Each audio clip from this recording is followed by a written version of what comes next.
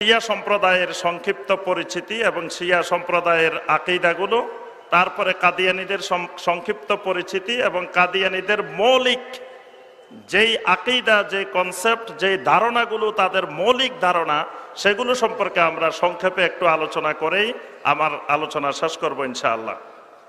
প্রথমে আসি আমরা শিয়া। শিয়া মানে কি? শিয়া আরবি শব্দ। শিয়া মানে হলো দল, অনুসারী, সাহায্যকারী। আল্লাহ পাক কোরআনে কারিমে শিয়া শব্দটা ব্যবহার করেছেন।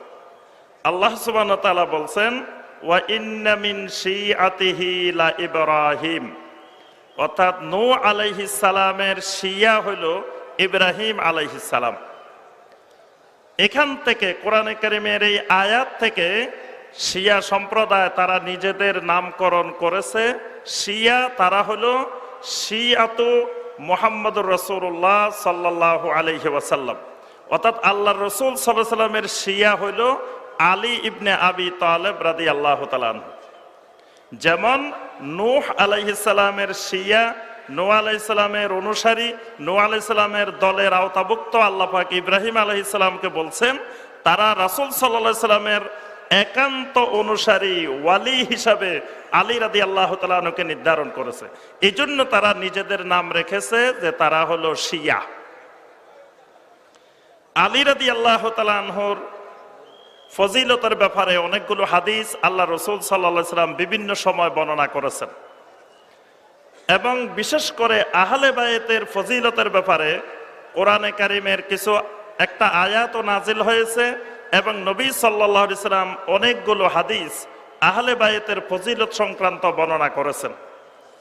এই আহলে বায়েতের ফজিলত সংক্রান্ত আয়াত এবং হাদিসগুলোকে নিয়ে এবং পাশাপাশি আলী রাদিয়াল্লাহু তাআলা আনহুর ফজিলত সংক্রান্ত হাদিসগুলোকে নিয়ে এই শিয়া সম্প্রদায় বাড়াবাড়ি করে, অতিরঞ্জন করে তারা বিভ্রান্ত আকীদার দিকে চলে গিয়েছে।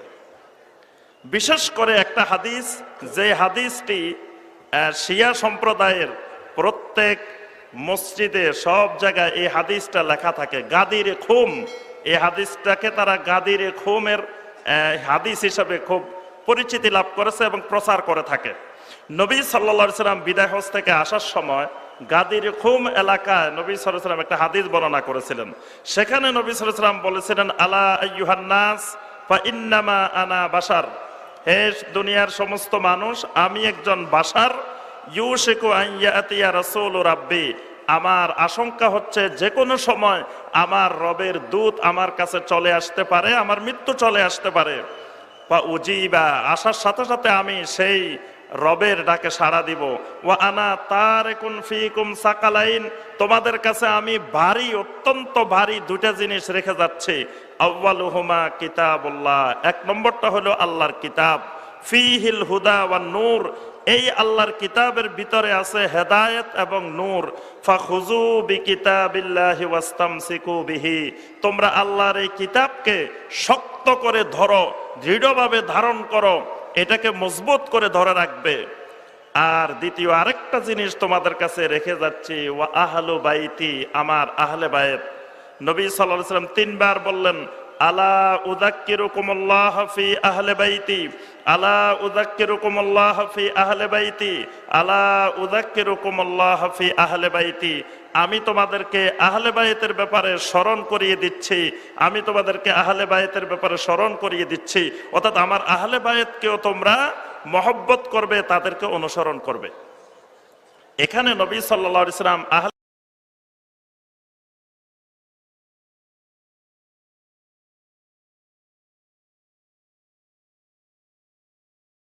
বায়েত বলতে শুধুমাত্র আলী রাদিয়াল্লাহু তাআলা আনহু, ফাতেমা রাদিয়াল্লাহু তাআলা আনহা, হাসান এবং হুসাইন রাদিয়াল্লাহু তাআলা আনহুমা, এই চারজনকে বোঝান নাই। আহলে বায়েতের ভিতরে নবী সাল্লাল্লাহু আলাইহি ওয়াসাল্লামের স্ত্রীরাও অন্তর্ভুক্ত।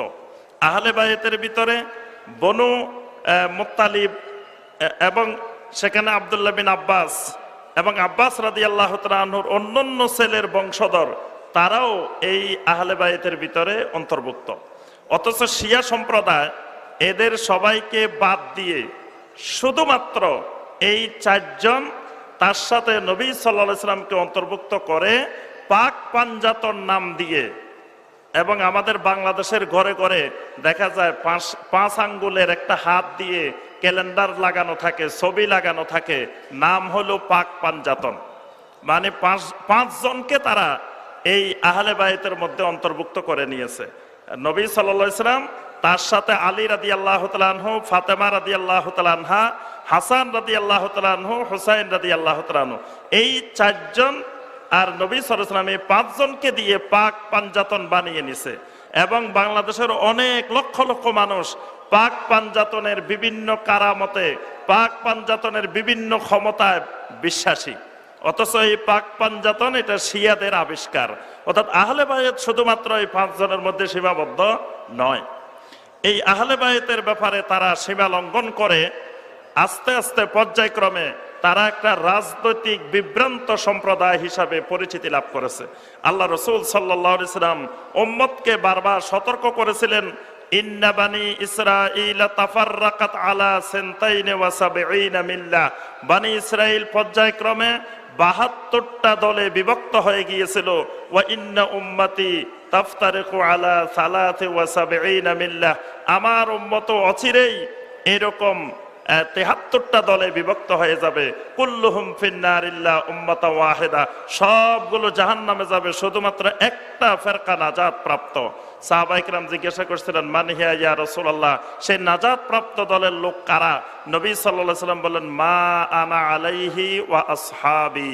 আজকের এই দিনে আমি এবং আমার সাহাবীরা যেই আকীদার উপরে, যেই মানহাজের উপরে, যেই বিশ্বাসের উপরে কায়েম আছে, এইটা যারা অনুসরণ করবে তারাই হবে কিয়ামত পর্যন্ত নাজাত প্রাপ্ত দল। সুবহানাল্লাহ। এইখানে নবী সাল্লাল্লাহু আলাইহি সাল্লাম এই অনেকগুলো সম্প্রদায় বিভ্রান্ত হয়ে যাবে, এই ইঙ্গিত আল্লাহ রাসূল সাল্লাল্লাহু আলাইহি সাল্লাম ওহীর মাধ্যমে, ওহীর আলোকে আমাদেরকে ইতিপূর্বেই দিয়ে গেছেন। সেই আলোকে সর্বপ্রথম ইসলামের ভিতরে এই বিভ্রান্ত রাজনৈতিক দুটি সম্প্রদায়, একটা খারেজি আর একটা শিয়া সম্প্রদায় আবির্ভাব ঘটে। একটা থেকে, অর্থাৎ এই রাজনৈতিক কারণে খেলাফতকে কেন্দ্র করে, যে নবী সাল্লাল্লাহু আলাইহি সাল্লামের মৃত্যুর পরে খেলাফত হবে তার পরিবার থেকে, অর্থাৎ পারিবারিক দ্বারা খেলাফত চলবে, পারিবারিক দ্বারা রাষ্ট্র ব্যবস্থা চলবে, এই একটা বিশ্বাসকে কেন্দ্র করে বিভ্রান্তির দিকে যখন চলে গেল, আস্তে আস্তে পর্যায়ক্রমে তারা অসংখ্য আকীদা এর সাথে তারা আস্তে আস্তে আস্তে আস্তে বানিয়ে নিল। অর্থাৎ প্রথম সূত্রপাত শুধুমাত্র খেলাফতকে কেন্দ্র করে, একটি বিষয়কে কেন্দ্র করে, কিন্তু পর্যায়ক্রমে তারা আস্তে আস্তে অসংখ্য বিভ্রান্ত আকীদা নিজেরা তৈরি করে নিয়েছে। প্রথম নম্বরে তারা তৈরি করে নিয়েছে ইমামতের ব্যাপারে, এবং পরবর্তীতে এই শিয়া সম্প্রদায় তিন ভাগে, মৌলিকভাবে তিন ভাগে বিভক্ত হয়। তাদের বিভক্তি ২০-২২টি তাদের উপদল আছে, তবে মৌলিকভাবে তারা তিনটা গ্রুপে শিয়া সম্প্রদায় বিভক্ত। একটা হলো ইসনা আশারিয়া গ্রুপ, অর্থাৎ এরা হলো ১২ জন ইমামে বিশ্বাসী একটা দল। আরেকটা হলো আশিয়া আল ইসমাইলিয়া, ইসমাইলি শিয়া আরেকটা গ্রুপ। আরেকটা হলো আশিয়া আজ জায়দিয়া, জায়দিয়া নামে আরেকটা গ্রুপ। অর্থাৎ এই তিনটি দল, তিনটি গ্রুপ হলো এদের প্রধানতম তিনটা শাখা। তবে সবচেয়ে বেশি বর্তমান ইরান সহ পৃথিবীর অন্যান্য দেশে যে শিয়া সম্প্রদায় বসবাস করে, এদের অধিকাংশই হলো আশিয়া ইসনা আশারিয়া, অর্থাৎ ১২ জন ইমামে বিশ্বাসী শিয়া সম্প্রদায়। এরা এই ১২ জন ইমাম তারা নির্ধারণ করেছে, এবং ১২ জন ইমাম কেন্দ্রিক অসংখ্য আকীদা তাদের ভিতরে গড়ে উঠেছে। এজন্য তারা নিজেদেরকে ইমামি শিয়া হিসাবে তারা পরিচয় দিয়ে থাকে, যে আমরা ইমামি শিয়া, অর্থাৎ আমরা এই ১২ জন ইমামে বিশ্বাসী, ১২ জন ইমামের আওতাধীন আমরা অনুসারী। এদের কিছু গুরুত্বপূর্ণ আকীদা, এই যারা শিয়া ইসনা আশারিয়া, অর্থাৎ ১২ জন ইমামে বিশ্বাসী যে শিয়া, এদের কতগুলো বিভ্রান্ত আকীদা যেগুলো খুব প্রসিদ্ধ আকীদা। এক নম্বর হলো ইমামত। ইমামত কেন্দ্রিক তাদের আকীদা হলো যে ইমাম আল্লাহ সুবহানাহু ওয়া তাআলার পক্ষ থেকে নির্ধারিত হবে, মানুষ কোনো ইমাম নির্বাচন করতে পারবে না। অর্থাৎ কিয়ামত পর্যন্ত মুসলিমদের নেতৃত্ব দিবে, মুসলিমদের ইমামত হবে শুধুমাত্র আহলে বায়েতের সদস্যরা। আহলে বায়েতের